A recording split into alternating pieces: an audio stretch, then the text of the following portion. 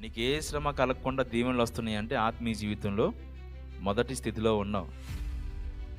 ఏది భౌతికంగా దీవించబడుతున్నావు.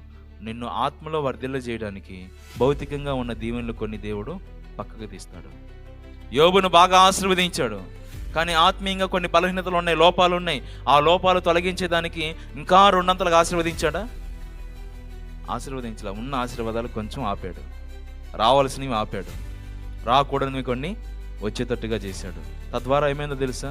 ఆ కష్టకాలంలో యోబులో గూడు కట్టుకున్న లోపాలు పాపాలన్నీ తొలగిపోయి అసలు దేవుడు ఆశించిన కొలతలోకి యోబు వచ్చాడు.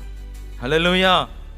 ఈరోజు నీకు కూడా నానా రకాల శ్రమలు వస్తున్నాయి, ఇబ్బందులు వస్తున్నాయి అంటే కారణం ఏంటంటే నిన్ను ప్రభు ఆత్మీయంగా దీవించబోతా ఉన్నాడు, ఆత్మీయంగా వర్ధిల్లింప చేయబోతా ఉన్నాడు. నీలో క్రీస్తు స్వరూపాన్ని నిర్మించబోనుకున్నాడండి. నీ మనసును దైవత్వంలోకి మార్చాలనుకున్నాడండి. ఒకప్పుడు మన మనసు దుష్టత్వంతో నిండిపోయింది. దేంతో? దుష్టత్వంతో నిండిపోయింది. తర్వాత ఆ దుష్టత్వం తొలగిపోయి కాస్త కూస్త మానవత్వం మనలోకి వచ్చింది.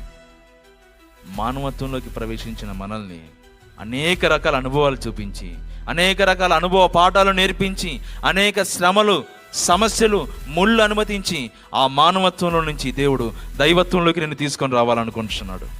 నీ హృదయాన్ని దుష్టత్వం నుంచి మానవత్వంలో నుంచి దైవత్వంగా ప్రభు మార్చబోతా ఉన్నాడు. కాల్చబడకపోతే స్వర్ణానికి విలువలేదు, చీల్చబడకపోతే మేఘం వర్షాన్ని, దున్నబడకపోతే భూమి పంటని, అలాగే శ్రమల కొలిమిలో నువ్వు కాలకపోతే నీలోకి ఏం రాదు? యేసయ్య రూపం రాదు, యేసయ్య వ్యక్తిత్వం రాదు, యేసయ్య గుణాలు నీలోకి రావు. నువ్వు యేసు వలే మార్చబడాలి అంటే తప్పదు. కొన్నిసార్లు గాయాలు అనుమతిస్తాడు, కొన్నిసార్లు కొన్ని రకాల శిలువ శ్రమలు నీకు అనుమతిస్తాడు, ముళ్ళను దేవుడు మన జీవితంలోకి పెడతాడు. ఒక భక్తుడు ఒక మాట అన్నాడు అండి, ఒక ఆత్మీయునికి సింహాసనం చేసే మేలు కంటే, ఏమండి, ఆత్మీయునికి సింహాసనం ద్వారా జరిగే మేలు కంటే ముళ్ళ ద్వారా ఎక్కువ మేలు కలిగిద్దంట. ముళ్ళ ద్వారా ఎక్కువ మేలు కలిగిద్దని ఒక భక్తుడు అన్నాడు అండి. ఒక ఆత్మీయునికి దీవెన వస్తే అతను అంతగా వర్ధిల్లడు ఆత్మీయతలో, ఇంకోటి వస్తే కాదు. ముళ్ళే మన ఆత్మీయ సౌందర్యాన్ని మరింతగా పెంచుతాయి.